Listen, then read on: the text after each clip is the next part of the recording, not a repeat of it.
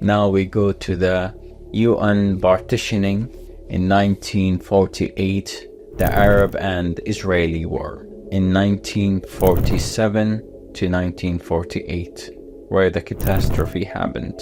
In 1947, Jewish groups started their plan of possessing the land by the help of the drug dealer country and also the racist and the cheap country, and they started killing Palestinians.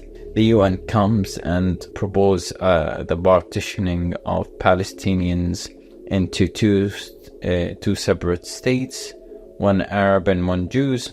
The plan was accepted by Israel, by the Jews, but rejected by the Arabs.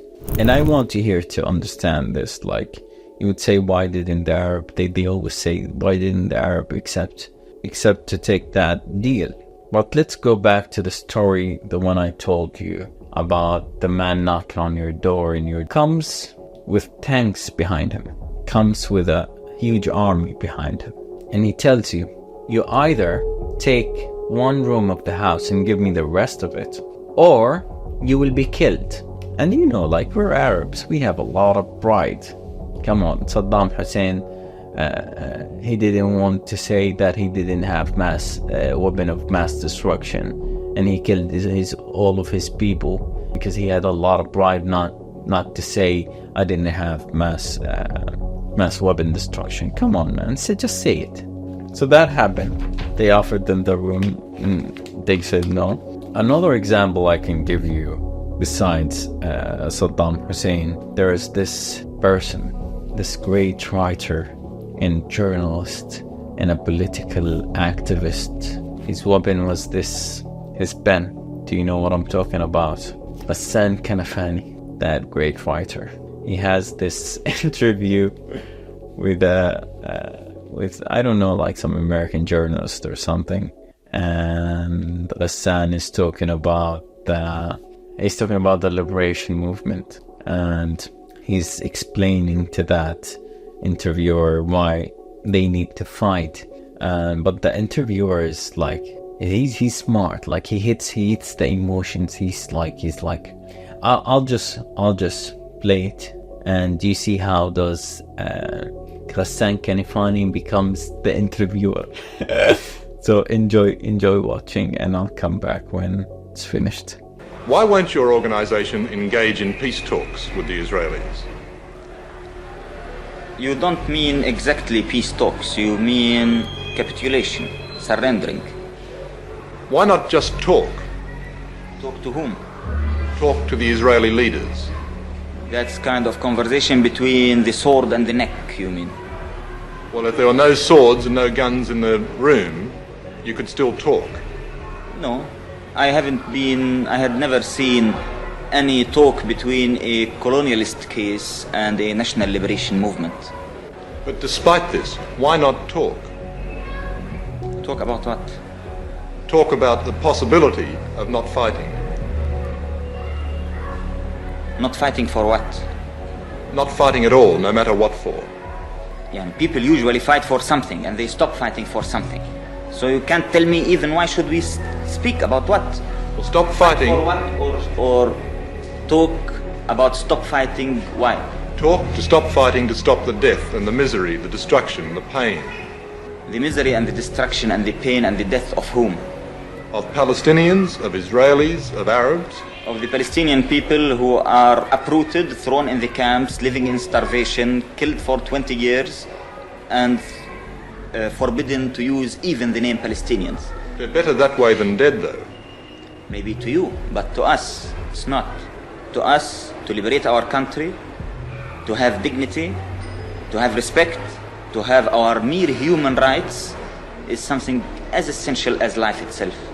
It's as essential as life itself. What happened to Hassan Kanafani, assassinated by Mossad? 36 years old, a young chap. His weapon was this. He was too dangerous for these Israeli fighters. Anyway, let's go back to, after the war happened, and what haven't happened, that's when the Nakba started, and the Arab-Israeli war happened. 750,000 Palestinians were displaced at the time of the Nakba, and it was a disgrace. The war, like 3 countries, Jordan, Syria, and Egypt, they went and they couldn't do anything. Imagine. The Palestinians were really happy, like when the Arabs came together and they said, we're gonna fight. And at the end they were disappointed. And that's when the Israeli state was declared in 1948, capturing 75% of historic Palestine. They say it's historic Palestine, but to me, to many Palestinians, will always tell Palestine, there's no such thing as historic. You know, it will be always in our souls, Palestine. Because Maulana Rumi says, I don't love you with my mind and heart. I love you with my soul, in case my mind forgets and my heart stops.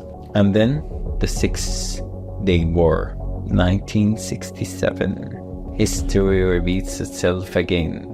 3 countries, 3 Arab countries with military. They were scared of that drug dealer country and the other country, the racist one, and the chief, and I forgot the democratic.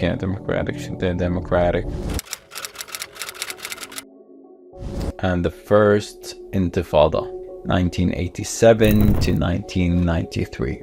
The Liberation Organization comes to exist, and the rescue, the hero Yasser Arafat comes and say, our law is the law of rifle, and the rifle is our law. And then our hero Yasser Arafat decides to pursue the path of diplomacy, the path of peace, and he goes on this United Nation meeting or something in 13 November 1974, and he says the famous speech, I come to you bearing an olive branch in my hand, in one hand, and in the other the freedom's fighter's rifle.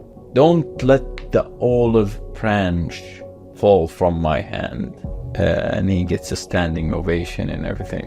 Where is Yasser Arafat now? He was poisoned by Mossad.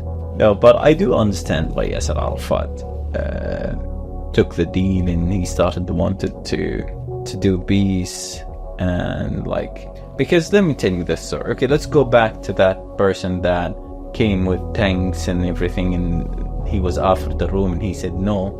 That was Yasser Arafat, and now he been killed. His people got killed, and now he lives in a tent.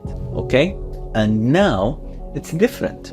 Now an American, a German, and an Israeli goes to his tent, and they ask him, we killed your people, we displaced them, we killed the Arabs, we took the Golan, we took Sinai, we defeated the Arabs. They will never come and help you. Why are you fighting? Just stop fighting. You know, like all these bombing you do and these things. You don't need to do that. You know what? We'll give you the garden of the house. You know, we'll give you the garden. And Yasser Arafat looks at them and says, okay, you're right. My people have been killed. They died. Everything. I don't think I think I can just accept it. But Yasser Arafat didn't know that there were millions of tents behind him. Millions of tents behind him. That's it. I didn't accept the fucking room. You want me to accept the garden of my house? So that's how Hamas got created, and we see the Gaza wars and these stuff. And that's why the civil war happened in Ireland between the IRA and the Irish army.